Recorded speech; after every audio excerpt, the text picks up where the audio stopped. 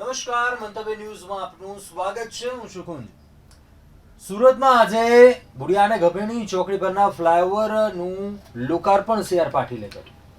હવે આ લોકાર્પણ બાદ આયોજિત કાર્યક્રમમાં સીઆર પાટીલે નિવેદન આપ્યું. રાહુલ ગાંધીની ગુજરાત મુલાકાતને લઈને આકરા પ્રહાર કર્યા. કહ્યું કે 2 દિવસ ગુજરાત આવવાથી કશું ન થાય. રાહુલ ગાંધીના નેતૃત્વ પર તેમના પાર્ટીના લોકોને ભરોસો નથી તેમ કહીને પ્રહાર કર્યા. ગુજરાતમાં નબળું નેતૃત્વ ચાલતું નથી તેમ પણ કહ્યું. ગુજરાત બીજેપીના નેતૃત્વમાં સલામત છે તેમ જણાવ્યું.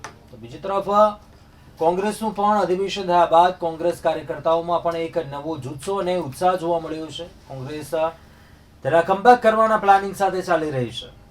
તો શું હજુ પણ કોંગ્રેસ સામે ખરેખર એવા પડકારો છે? ગુજરાતમાં આ તમામ મુદ્દાઓને લઈને વાત કરવી છે. સીધો સંવાદમાં રાહુલનો ગુજરાત પ્રવાસ અને પાટીલનો પ્રહાર. તો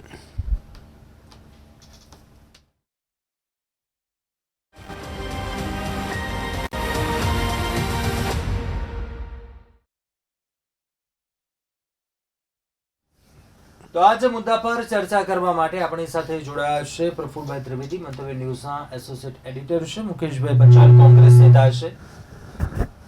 આ બંનેનું સ્વાગત છે ચર્ચામાં. સૌપ્રથમ પ્રફુલભાઈ, આપને પ્રશ્ન કરવા માંગુ છું. પહેલા તો કોંગ્રેસનું અધિવેશન યોજાયું, કોંગ્રેસે કમબેક કરવાનું ગુજરાતથી જે ફરીવાર ક્યાંક શરૂઆત કરી રહી છે. બીજી તરફ સીઆર પાટીલનું આ નિવેદન કે ક્યાંક તેમના નેતૃત્વને લઈને પણ ક્યાંક પ્રહાર કર્યા, સાથે તેમના પાર્ટીના કાર્યકરોને પણ એવો વિશ્વાસ નથી, વિશ્વસનીયતાને લઈને પણ સવાલ કર્યા. કઈ રીતે કહેશો, કઈ રીતે જુઓ છો આ નિવેદન? કુંજ, ગુજરાતની અંદર છેલ્લા 30 વર્ષથી ભાજપનું એક ચક્રી શાસન છે. એ પૂર્વે લાંબા સમય સુધી કોંગ્રેસનું શાસન રહ્યું હતું. હવે ભાજપ છે એનું મજબૂત સંગઠન, બૂથ મેનેજમેન્ટ, માઇક્રો મેનેજમેન્ટ, જે પેજ ના પ્રમુખોને એ બધું બનાવ્યું છે, એકદમ માઇક્રો મેનેજમેન્ટ. એ બધાના કારણે જે ભાજપ છે એને જે સફળતા મળે છે એ સફળતા કોંગ્રેસને છેલ્લા 30 વર્ષથી મળતી નથી. કોંગ્રેસના ઘણા બધા પ્રયાસો છે. એક પાટીદાર આંદોલન વખતે ભાજપને 99 બેઠકમાં સમેટાઈ જવું પડ્યું હતું, અને એ પછી આ ચૂંટણીમાં તમે જુઓ, જો કે ટ્રાયંગલ હતો, આમ આદમી પાર્ટી, કોંગ્રેસ અને ભાજપ. એમાં ભાજપ છે એ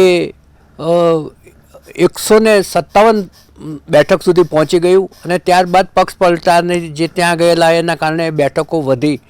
એટલે કોંગ્રેસ છે એકદમ હાસ્યામાં ધકેલાઈ ગઈ છે. બીજી તરફ લોકસભાની અંદર જે ભાજપાને 2 વખત સ્પષ્ટ બહુમતી મળી, એ સ્પષ્ટ બહુમતી ના મળી અને 240 બેઠકમાં સમેટાઈ ગઈ ને ત્યારબાદ 2 પક્ષના, આમ તો બીજા નાના પક્ષો છે પરંતુ 2 મોટા પક્ષ છે, નીતિશ કુમાર અને નાયડુના, એના આખો ટેકો લઈ એક કાંક ઘોડીથી એમને સરકાર રચવી પડી. પહેલી જ લોકસભામાં રાહુલ ગાંધી વિપક્ષના નેતા તરીકે કહ્યું હતું કે હવે અમારું ધ્યાન ગુજરાત ઉપર હશે ને ગુજરાતમાં અમે પડકાર ફેંકીશું. એ પડકાર ફેંકવાની જે એમણે ચેલેન્જ આપી એના સંદર્ભમાં એમના ગુજરાતની અંદર આવન જાવન વધી ગઈ છે. છેલ્લા લગભગ 1 મહિનામાં 3 વખત એ ગુજરાતમાં આવી ગયા છે. જે આખું રાષ્ટ્રીય મહાસંમેલન છે એ પણ એમણે ગુજરાતમાં જ સાબરમતી તટે કર્યું. 100 વર્ષ પહેલાં જે સાબરમતીના કિનારે કોંગ્રેસના અધિવેશનમાં જે મહાત્મા ગાંધીજીને અધ્યક્ષસ્થાન મળ્યું હતું એના સંદર્ભમાં આ જે સંમેલન છે એ પણ એમણે અહીંયા ગુજરાતમાં જ કર્યું.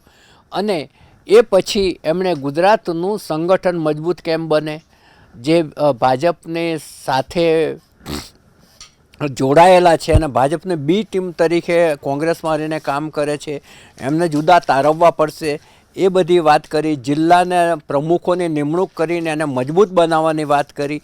એટલે કોંગ્રેસને મજબૂત બનાવવા માટે એ લોકો ચોક્કસપણે પ્રયાસો કરી રહ્યા છે. કેટલા સફળ થશે એ તો આવનારો સમય જ કહેશે. પરંતુ આ બાબતને ધ્યાનમાં રાખી અને સીઆર પાટીલ જે કેન્દ્રના મંત્રીશ્રી છે અને ગુજરાત ભાજપના અધ્યક્ષ પણ છે.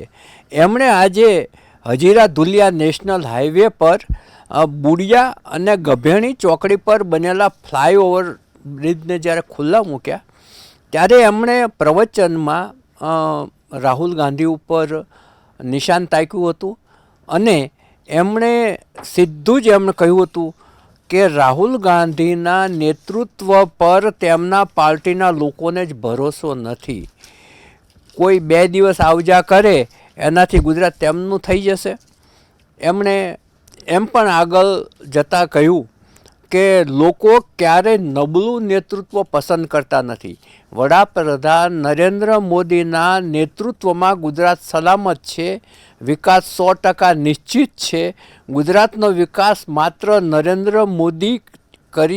મોદીના નેતૃત્વમાં જ થાય છે એ એમણે કહ્યું. એટલે રાહુલ ગાંધી નબળા છે એમ કહ્યું ને વડાપ્રધાન સબળા છે એ પણ એમણે કહી દીધું.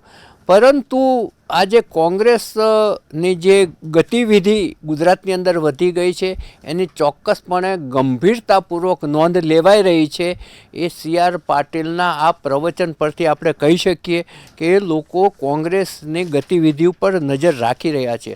હજુ તો ચૂંટણી 2027માં યોજાવાની છે, પરંતુ કોંગ્રેસ જે રીતે સક્રિય થઈ રહી છે એની ભાજપે પણ નોંધ લેવાનું ચાલુ કર્યું છે. જોકે CR પાટીલના વક્તવ્યમાં કેટલીક વસ્તુ ચોક્કસપણે સત્ય પણ છે કે ભાઈ કોંગ્રેસનું જે સંગઠન છે એ મજબૂત નથી. એ તો એના અંદરના લોકો પણ સ્વીકારે છે. પછી નિમણૂકો છે એ વર્ષોથી થઈ નથી. કેટલાક લોકો અંદર છે એ ભાજપ સાથે મળીને કામ કરે છે. એ તો રાહુલ ગાંધી પોતે પણ કબૂલ કરે છે. જૂના એકના એક ચહેરા છે એનાથી લોકો કંટાળ્યા છે. નવા પ્રાણ ફૂંકવાનું અશક્ય નથી, પણ મુશ્કેલ ચોક્કસ છે. કેટલા પ્રમાણમાં એનું સંગઠનને એકમાં નવ પ્રાણ ફૂંકી અને એને બેઠું કરી શકે છે. ભાજપ સામે ટક્કર લેવા જેવું કરી શકે છે. એનું બૂથ મેનેજમેન્ટ કેટલું મજબૂત કરી શકે એમ છે. કારણ કે શક્તિસિંહ ગોહિલ એ પણ અત્યારે જે પ્રદેશ અધ્યક્ષ છે એમના નેતૃત્વમાં પણ અત્યારે કોંગ્રેસ છે એ મહાઅધિવેશન પછી રિચાર્જ ચોક્કસ થઈ છે. એના કાર્યકરમાં ઉત્સાહનો સંચાર ચોક્કસ થયો છે. પરંતુ આ વસ્તુ જ્યારે ગ્રાઉન્ડ રિયાલિટીમાં ક્યારે પરિવર્તિત થશે અને ખરેખર ભાજપ સામે પડકારરૂપ ક્યારે બનશે તે જોવાનું રહે છે. મુકેશભાઈ, શું કહેવું છે આ રાહુલ ગાંધીની મુલાકાતને લઈને? આ પ્રહાર થયા છે. 2 દિવસ ગુજરાત આવવાથી કશું નહીં થાય, નબળું નેતૃત્વ નહીં ચાલે, નેતૃત્વને લઈને આ વાત કહીને કટાક્ષ કર્યો છે, પ્રહાર કર્યા છે. શું કહેશો આપ? તો સૌ પ્રથમ એવું કેવું છે કે રાહુલ ગુજરાત આવે એનાથી કશું નહીં થાય એવું જે કેવું છે, તો મારે એવું કેવું છે કે આપણા લોકલાડીલા પ્રધાનમંત્રી અને દેશના ગૃહમંત્રી વારંવાર ગુજરાત આવે છે. તો હવે આપણે એવું કેવું તમે ગુજરાત આવશો તો એનાથી કઈ હવે ગુજરાતની સત્તા બચવાની નથી. એ પોતપોતાની રીતે પોતાના સંગઠનની વાત કરવા કે પોતાના પક્ષની વાત કરવા માટે આવી શકે છે. એમાં કોઈને આ ચર્ચા કરવાનો બીજા પક્ષને શું અધિકાર છે પણ ખબર નથી પડતી. બીજી વાત એવી છે કે CR પાટીલજી એવું કહ્યું કે રાહુલજીના નેતૃત્વ ઉપર રાહુલજીને કોંગ્રેસના કાર્યકર્તાને વિશ્વાસ નથી. તો મને એવું થાય છે કે આ CR પાટીલજીને કોઈ કાનમાં આવીને કહી કે કોઈએ તમને વાત કરી? આવી ખોટી વાતો આ જવાબદાર માણસો ઉડાડે તો મને એવું લાગતું કે હવે ફ્રસ્ટ્રેશનમાં એ પોતે આવતા જાય છે કે જે રીતે કોંગ્રેસ ગુજરાતમાં મજબૂત થવા જઈ રહી છે. એટલે CR પાટીલજીને રેલો આવે ઉપરથી કે ભાઈ તમે ધ્યાન રાખો ને તો ગુજરાતમાં જઈશું તો દેશમાં ક્યાંય નહીં રહીએ. આ પરિસ્થિતિ એમના મનમાં ઉભરી હોય તો આપણે વાત કરીએ. પણ તમે અત્યારે જોઈ રહ્યા છો ને આખો દેશ જોઈ રહ્યો છે કે જે 2015 ની અંદર સુબ્રમણ્યમ સ્વામીજીએ અરજી કરેલી નેશનલ એકાઉન્ટ બાબતે અને જે રીતે એ લોકો ઉપર આરોપ કરવામાં આવે અને જે કાર્યવાહી ચાલતી હતી, આજે હવે રાહુલજી અને કોંગ્રેસનું નેતૃત્વ જ્યારે ગુજરાતની અંદર મોટું સંગઠન કરવા માટે જઈ રહ્યું છે, ગુજરાતમાં ભારતીય જનતા પાર્ટીને હરાવવા માટેનો નિશ્ચય કરી દીધો છે, તો એવા સમયે ફરીથી નેશનલ હેરાનની ચાર્જશીટ પાછી રજૂ થઈ. અરે ભાઈ, હું તો કહું છું, તમે આજે નહીં આવતીકાલે રાહુલજી, પ્રિયંકાજી, ધોની બધાને જેલમાં નાખી દો. કારણ કે તમે, તમારી પાસે સત્તા છે, તમે 24 કલાકમાં સંસદ પર લઈ લેવા વાળા માણસો છો, તો તમે આ જેલમાં નાખી દો એ લોકોને. પણ એનાથી કઈ કોંગ્રેસ દબાવવાની નથી. એ 3 જણા ધારો કે જેલમાં જતા રહે એટલે કોંગ્રેસના કાર્યકરો ઘરે બેસી જશે. આ માનસિકતા બદલી એમાંથી બહાર આવવાની જરૂર છે. અને જો ભારતીય જનતા પાર્ટી ગુજરાતમાં મજબૂત છે જી અને વિશ્વની મોટી પાર્ટી કહેતા હોય, તો મને એવું થાય છે કે તમારે આટલી બધી ચિંતા કરવાની શું જરૂર છે કે રાહુલજી આવે છે, કોંગ્રેસ કામ કરે છે, કોંગ્રેસ મજબૂત થાય છે? જી, આ જી. ચર્ચા ભારતીય જનતા પાર્ટીને કરવાની જરૂર કેમ પડી? જી અને મુકેશભાઈ, એ પણ એક શૈલેષભાઈ પરમાર પણ આપણી સાથે જોડાયા છે, બીજેપી નેતા. મુકેશભાઈ, આપને અટકાવવા માંગુ છું. એમાં રાહુલ ગાંધીની ચર્ચા કરવાની અમને ચલો, આપણે શૈલેષભાઈ આપણી સાથે જોડાયા છે, શૈલેષભાઈ પાસેથી જવાબ મેળવીએ. શૈલેષભાઈ, શું નોંધ લેવાઈ રહી છે એટલા માટે નેતૃત્વને લઈને વાત કરી, આ 2 મુલાકાત થઈ, ભરમાર છે. શું ભાજપ કેટલી ગંભીર? મુકેશભાઈ, આપને અટકાવવા માંગુ, શૈલેષભાઈને સાંભળીએ. ચાલો કોંગ્રેસનો કાર્યકર શૈલેષભાઈ. જે રીતે રાહુલ ગાંધીજી હમણાંથી વારંવાર ગુજરાતની મહેમાનગતિ માણે છે, મહેમાનગતિ એટલા માટે કહું છું કુંજભાઈ કે આપણા મહેમાન કહેવાય, એ બહારથી આવે છે, ગુજરાતના નથી. અને નરેન્દ્રભાઈ મોદી અને અમિતભાઈ શાહ એ આવતા હોય તો એમનું ગૃહ રાજ્ય છે, એમનું પોતીકું રાજ્ય છે, એ અહીંના વતની છે, એટલે આવતા હોય. આ બેમાં ફેર એટલો છે. વાત રહી રાહુલ ગાંધીજી આવે છે અને કોંગ્રેસના લોકોને પસંદ નથી, એવું કોણ કહી જાય છે કાનમાં? એવું મુકેશભાઈએ કીધું. એટલે મારે એ કહેવું છે કે અમને કાનમાં કોણે કીધું ને, એ તો કાર્યકર્તાઓ પણ દેખાડે છે, મીડિયાના જે મિત્રો છે એ પણ દેખાડે છે, પણ અમને મૂળ કાનમાં કહેવાવાળા એ કુંવરજીભાઈ બાવળિયા છે, એમણે કોંગ્રેસ છોડી, જેવી કાકડિયા છે એમણે કોંગ્રેસ છોડી. આ નથી પસંદ રાહુલ ગાંધીજી એટલે છોડે છે અને એ કહી જાય છે. એટલે મંગળજી ગાવિત છે, જીતુભાઈ ચૌધરી છે, પરસોત્તમ સાબરિયા છે, અલ્પેશ ઠાકોર છે, હાર્દિક પટેલ છે, મોહનસિંહ રાઠવા છે, પ્રવીણ મારુ છે, અર્જુન મોઢવાડિયા છે, સીજે ચાવડા છે, તેજશ્રીબેન પટેલ છે, પ્રદ્યુમનસિંહ જાડેજા છે, અક્ષય પટેલ છે, અશ્વિન કોટવાળ છે, મોહનસિંહ રાઠવા, હર્ષદ રીબડિયા, અમરીશ ડેર, મુળુભાઈ કંડોરિયા અને બળવંતસિંહ રાજપૂત. આ બધા લોકોએ કોંગ્રેસ છોડી છે. એના મૂળમાં પણ પરિવારવાદ જ છે. આ બધા પરિવારવાદથી કંટાળી ગયા હતા. એટલા માટે કાર્યકર્તાઓની પાર્ટી ભારતીય જનતા પાર્ટી છે, એની સાથે જોડાણા છે. આ રાહુલ ગાંધીજી હવે આવતા જતા થયા છે, એનાથી એક વસ્તુ દેખાય છે કે કોંગ્રેસ હવે ઊંઘમાંથી ઉઠી છે. પરિવારવાદની પાર્ટી જે છે એ તો સાબિત થાય છે કે મા દીકરો અને બેન જ આટા મારે અને એ જ ચૂંટાય, એ પણ દેખાય છે. તૃષ્ટિકરણની રાજનીતિમાંથી બહાર આવવું જોઈએ. રાહુલ ગાંધીજી આવે તો એને કહેવાય ને કે રમૂજમાં લે છે એના કાર્યકર્તાઓ, રમૂજમાં લે છે મીડિયા, રમૂજમાં લે છે અન્ય પક્ષો. રાહુલ ગાંધીજીને કોઈ ગંભીરતાથી લેતું જ નથી, એની પાર્ટીમાં પણ લેતું નથી. સાચી જ વાત કરી છે CR પાટીલજીએ કે 1-2 દી આવવાથી કે 2-3 વખત આવવાથી કશું થાય નહીં, કારણ કે આ ટીટોડીના પગ તો 3 દી રાતા હોય, 3-4 દી આવશે ને પછી ગુજરાતને પાછા ભૂલી જશે. એ તો બધાને ખબર જ છે. જ્યારે રાહુલ ગાંધીજી અને એનો પક્ષ રામ મંદિર બનાવવા માટે નડતા હતા, એ તીસ્તા શીતલવાડના ખંભે હાથ રાખીને ચાલતા હતા, ત્યારે ક્યાં ગયા હતા રાહુલ ગાંધીજી? એમણે રામનો જે રામ સેતુ છે એને કાલ્પનિક કહ્યો, રામ સેતુનું અસ્તિત્વ નથી એવું કહ્યું, રામને કાલ્પનિક કહ્યા, 370ની કલમનો વિરોધ કર્યો, CAA નો વિરોધ કર્યો, UCC નો વિરોધ કર્યો, વકફ જે બિલ છે ગરીબ મુસ્લિમો માટે છે એનો પણ વિરોધ કરો છો. તો આ બધી બાબતોનો જવાબ તમારે દેવો જોઈએ. અને રાહુલ ગાંધીજી એટલે કયા પ્રકારનું છે કુંજભાઈ કે લંગડા ઘોડા ઉપરની સવારી છે, લાંબો ટાઈમ ટકે નહીં, કે લાંબી રેસનો ઘોડો પણ ન હોઈ શકે. જે રીતે રાહુલજીએ 2 પ્રકારના ઘોડા કીધા હતા એમ રેસના ઘોડા તો એ નથી, પણ લગ્નના ઘોડા તરીકે 2-3 દી આમ જાકમ જોળ કરી અને આવીને વયા જવાથી કશો ફાયદો નથી. મારે એ પણ કહેવું છે કે જેનો આગેવાન આંધળો હોય ને એનું કટક કૂવામાં જાય. તે રીતે રાહુલ ગાંધીજી જે રાજ્યમાં જાય છે એ રાજ્યમાં હાર થાય છે. વાત રહી આમ આદમી પાર્ટી અને કોંગ્રેસની, શક્તિસિંહે વાત કરી હોય કે કોંગ્રેસના લોકોએ વાત કરી હોય કે હવે અમે આમ આદમી પાર્ટી સાથે નહીં રહીશું. અરે તમે જેની સાથે જાઓ ને, જેની સાથે કોંગ્રેસ જાય એ સામેનો પક્ષ ખતમ થઈ જાય એ બધાને ખબર છે. હવે પેલા તો ખંભે હાથ રાખીને ચલો, બગલમાં બેસાડતા હતા, આજે ખતમ, મુકેશભાઈને આજે અહીંયા- તમે પાર્ટી મુકેશભાઈને સાથે સાંભળીએ. વાત કરવાનું માનતા જય નથી, એટલે શ્રી ક્યાંક ને ક્યાંક વ્યાજબી નથી. મુકેશભાઈ, આમ તો કોંગ્રેસનું કમબેક કઈ રીતે થશે? આ પ્લાન કઈ રીતે સક્સેસ જશે તો કોંગ્રેસનો?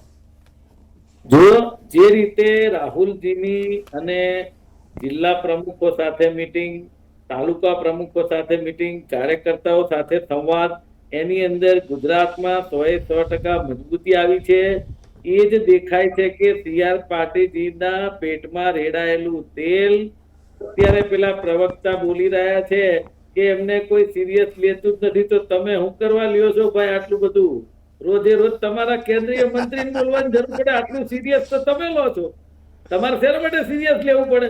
તમે ભૂલી જાઓ ને રાહુલ ગાંધી છે કે નહીં, પણ તમારે સવારે ઉઠીને એની જ ચોપડી ખોલવાની હોય છે કે રાહુલ ગાંધી જો ક્યાંક જશે તો આપણું પતન નક્કી છે. આ તમને મગજમાં પેટમાં દુખે છે, બીજું કઈ છે નહીં.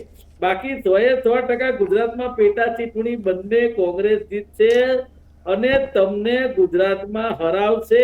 આ રાહુલજી અને એના કાર્યકર્તાઓ અને એના બબ્બર શેરો જ તમને હરાવશે. આ નક્કી થઈ ગયું છે.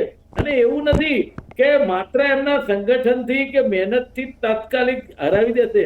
ગુજરાતની પ્રજા આજે ત્રસ્ત છે. તમે જુઓ કે મહિલાઓ ઉપર કેવા અત્યાચાર થાય છે, મોંઘવારી ક્યાં છે, બેરોજગારી ક્યાં છે, ભ્રષ્ટાચારે માજા મૂકી છે.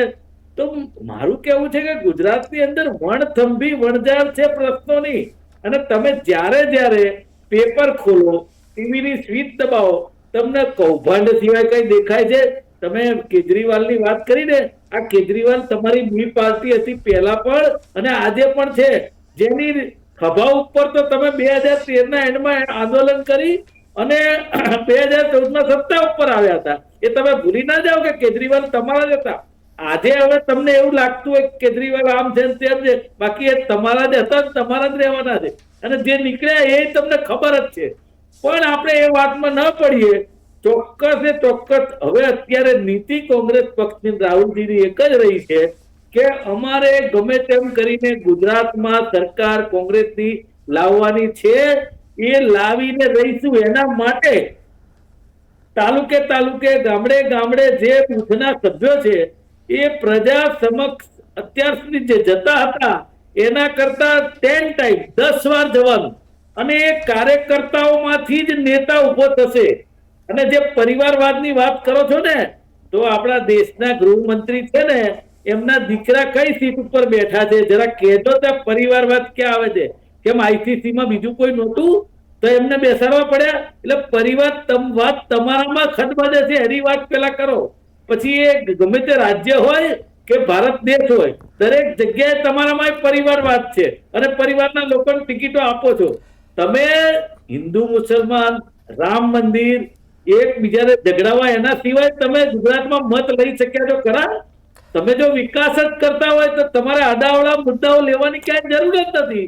અને જો વિકાસ કરી નાખ્યો હોય CR પાટીલજીએ ગુજરાતમાં, તો એક બ્રિજના ઉદ્ઘાટનમાં તમારે રાહુલજીનું નામ લેવાની ક્યાં જરૂર પડે? કોઈ સિરિયસ લેતું ચલો નથી. શૈલેષભાઈ પાસેથી જાણીએ. શૈલેષભાઈ, આ વિશ્વાસ છે કે આ આત્મવિશ્વાસ છે, ગુજરાતની પ્રજા પણ બહુ સમજે છે, મુદ્દા પણ સમજે છે, સ્પર્શે છે મુદ્દા, શું કહેશો જે શૈલેષભાઈ? રીતે CR પાટીલજી એક વિકાસના કામનું ઉદ્ઘાટન, એ પુલ બ્રિજનું ઉદ્ઘાટન. મુકેશભાઈનો પ્રશ્ન એ છે કે CR પાટીલે આ નોંધ શા માટે લેવી પડે કે રાહુલ શા માટે આવે છે અને જાય છે? એનો જવાબ પણ આપજો એની સાથે. હા, એટલે CR પાટીલજીએ જે વાત કરી છે, એક બ્રિજનું ઉદ્ઘાટન હતું, વિકાસના કામનું ઉદ્ઘાટન હતું.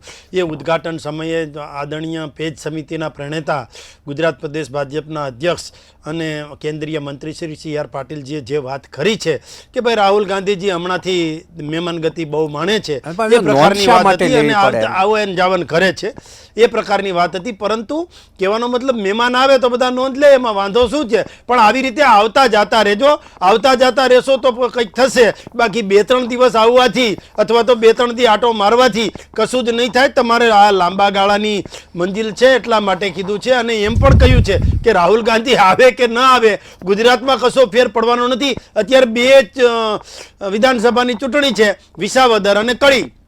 તો વિસાવદરમાં પણ અત્યારે અરવિંદ લાડાણી અને જે રીબડિયાજી છે બંને ભારતીય જનતા પાર્ટીની સાથે છે.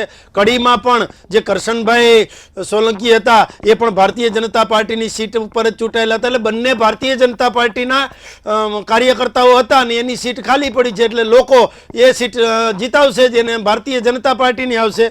વાત રહી રાહુલ ગાંધીજીની, એટલે રાહુલ ગાંધીજીને એના પક્ષમાં પણ કોઈ ગંભીરતાથી લેતું નથી અને પસંદ પણ કરતું નથી. અને રાહુલ ગાંધીજીની વાતો એવી હોય છે, બટેટું નાખું સોનું નીકળે એ પ્રકારની એની વાતો હોય છે. એટલે ક્યાંક ને ક્યાંક એ ઘણી મહેનત કરે છે પણ ક્યાંક ને ક્યાંક સફળતા મળતી નથી, કારણ કે આ કોંગ્રેસ ગરડી થઈ ગઈ છે. ગરડી કોંગ્રેસમાં એને આ બધું કરવું એ ક્યાંક ને ક્યાંક વ્યાજબી નથી.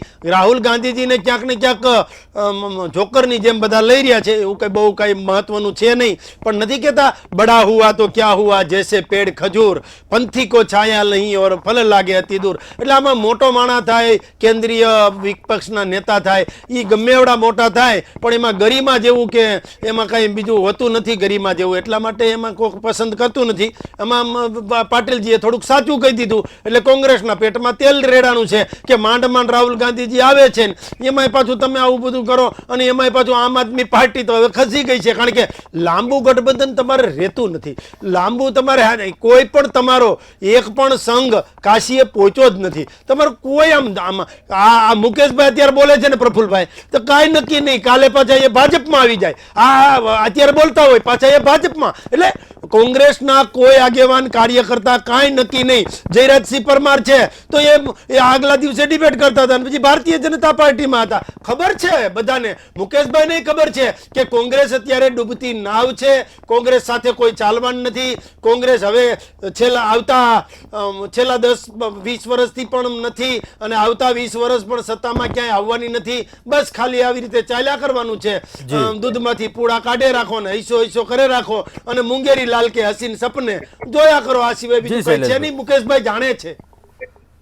પ્રફુલભાઈ, આપનો અનુભવ શું કહી રહ્યો છે? બંને પક્ષના પ્રવક્તાઓને સાંભળ્યા, પરંતુ કોંગ્રેસનો પણ કાર્યકાળ એવો શાસન આપે જોયું હશે. એ વખતના મુદ્દા પરિસ્થિતિ અલગ હતી. અત્યારે કોંગ્રેસની જે સ્થિતિ છે ગુજરાતમાં આટલા સમયથી સત્તાથી દૂર છે, અત્યારે મુદ્દા અલગ છે, કોંગ્રેસની પરિસ્થિતિ અલગ છે.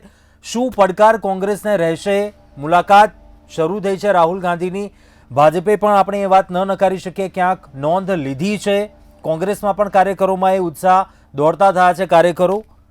શું ક્યાં નાવડી કઈ રીતે પાર થશે, નદી કઈ રીતે પાર કરશે કોંગ્રેસ? હવે આમાં શું કહેશો આપ? તમે જે કહ્યું ને કે પડકાર શું રહેશે, હજી મજલ ઘણી કાપવાની બાકી છે. કારણ કે એમનું સંગઠન છે ઘણું બધું વેરવિખેર છે. વેરવિખેર શબ્દ એ લોકો નથી ગમતો, પણ એ જે છે એ છે જ. એમને જિલ્લા પ્રમુખોથી લઈ અને ઘણા બધા ચહેરાઓ બદલવા પડશે. બીજું, કોંગ્રેસે એવા નેતૃત્વની ખોજ કરવી પડશે જે પ્રજાની નાડી ઉપર હાથ રાખે કે પ્રજા શું ઈચ્છે છે. નવા ચહેરા જોડવા પડશે. પહેલાં કોંગ્રેસમાં એવું હતું કે સામાજિક ચળવળ કરનારાઓને નવા નેતા તરીકે લઈ આવતા હતા. એ પદ્ધતિ બંધ થઈ ગઈ છે. ભાજપમાં તો એ છે જ નહીં, કોંગ્રેસે અતિ બંધ કરી છે. પછી નવા યુવકોને જોડવા પડશે, કારણ કે યુથ એની અંદર નથી. કારણ કે આજે જે 30 વર્ષનો જે યુવાન હોય એણે તો કોંગ્રેસનું શાસન જોયું જ નથી. એણે તો જ્યારથી સમજણો થયો ત્યારથી ભાજપનું નેતૃત્વ જ જોયું છે ને નરેન્દ્ર મોદીને જ ઓળખે છે. એટલે નવા યુવાનોને જોડવા પડશે, એમની વિચારધારા એના સુધી પહોંચાડવી પડશે. પછી જૂના જે વાંધોડિયા નેતાઓ છે એમને કાબૂમાં રાખવા પડશે. પછી એમની જે ઇમેજ છે કે જેટલા નેતા એટલા જૂથ, એ ઇમેજને ભૂંસવી પડશે. પછી લોકોને પીડતા પ્રશ્નો હિંમત કરીને ઉઠાવવા પડશે. અત્યારે કોંગ્રેસના કોઈ પણ કાર્યકરો રોડ ઉપર છેલ્લા કેટલા વર્ષોથી નથી આવ્યા. અને ભાજપ છે ને પ્રજાને પીડતો એક પ્રશ્ન હાથમાં આવે તો બીજે દિવસે જુલ્લુસ કાઢતા હતા. જોકે કોંગ્રેસ ડરી ગયેલી છે કે ભાઈ આટલા પ્રકારના કેસ થશે ને અમે કોર્ટમાં જઈને થાકી જશું. ભાજપથી એ જે ડર છે, ડર કાઢી અને સાચા પ્રશ્નો હોય તેમને રોડ ઉપર આવવું પડશે. એમને જેલમાં નાખે કે કોર્ટ કેસ કરો તો એને ફેસ કરવાની હિંમત કેળવવી પડશે. આ જે સૌથી મોટો લેખ છે આ છે. પછી જે તે વિસ્તારના જે સંવેદનશીલ પ્રશ્નો હોય, પ્રાણ પ્રશ્નો હોય, એનો અભ્યાસ કરવો પડશે. કારણ કે ચૂંટણીમાં એ પ્રશ્નો જ લઈ અને એમને આગળ જવાનું હોય છે. અત્યારે કોઈ અભ્યાસ કરતું નથી. પછી મારા નહીં, સારા અને સાચાને મહત્ત્વ આપવું પડશે. પછી જ્યારે કોંગ્રેસના નેતાઓ નિવેદનો આપતા હોય ત્યારે બે નેતાઓના નિવેદનો વિરોધાભાસી હોય, એટલે એમને એક ચોક્કસ વિચારધારા આપવી પડશે અને એમને કહેવું પડશે કે કેવા પ્રકારની લાઈન ઉપર રહી અને કેવા પ્રકારના નિવેદનો આપવાના છે. કારણ કે પછી તો જ્યારે તમે પૂછો કે તમે તો વિરોધાભાસી નિવેદનો આપો તો કે અમારા આંતરિક લોકશાહી છે. આ આંતરિક લોકશાહી ના કહેવાય, આ અશિસ્ત કહેવાય. અશિસ્ત અને આંતરિક લોકશાહી વચ્ચેની ભેદરેખા સ્પષ્ટ કરવી પડશે. બીજું, ધાર્મિક ભાવનાને ઠેસ પહોંચે એવા વક્તવ્યોથી દૂર રહેવું પડશે. ત્રીજું, બફાટ કોઈ નેતા ના કરે એનું ચોક્કસપણે ધ્યાન રાખવું પડશે. મધ્યપ્રદેશની ચૂંટણીમાં સારું જતું હતું ત્યારે ઘણા બધા નેતાઓ, દિગ્વિજયસિંહથી માંડીને ઘણા બધા લોકોએ એવા બફાટ કર્યા કે જેને કારણે વાતાવરણ આખું પલટાઈ જાય. એટલે જે બફાટ કરતા નેતાઓ હોય એને કાં તો એમને મૂંગા રાખવા પડશે, અથવા તો બફાટ નહીં કરવાની કડક સૂચના આપવી પડશે, અથવા તો કાંઈ પણ બોલવા જાય એ પહેલાં ઉચ્ચ જે એની ઓથોરિટી હોય એને પૂછીને બોલે એ કંઈક એમને કાબૂ કરવો પડશે, તો જ એ કંટ્રોલમાં રહેશે. બાકી કોઈ વસ્તુ અશક્ય નથી. કોંગ્રેસ મહેનત કરે તો ચોક્કસ એને ફળ મળે, પરંતુ મજલ ઘણી લાંબી છે. સમયનો અભાવ છે, ચર્ચા સમાપ્ત કરીશું. પ્રફુલભાઈ, શૈલેષભાઈ અને મુકેશભાઈ, આપ તમામ ચર્ચામાં જોડાયા, અભિપ્રાય આપ્યો, ખૂબ ખૂબ આભાર. તો ક્યાંક કોંગ્રેસને પડકારો હજુ ઘણા છે ગુજરાતમાં. ટૂંક સમયમાં હવે પેટા ચૂંટણી પણ આવશે વિસાવદર કડી બેઠકને લઈને. કોંગ્રેસ કેટલું કમબેક કરે છે તે જોવાનું બની રહેશે. મહેનત દેખાય છે, આવનારો સમય જ બતાવશે. અત્યારે સીધો સંવાદમાં બસ આટલું. વધુ સમાચાર માટે આપ જોતા રહો મંતવ્ય ન્યૂઝ. નમસ્કાર.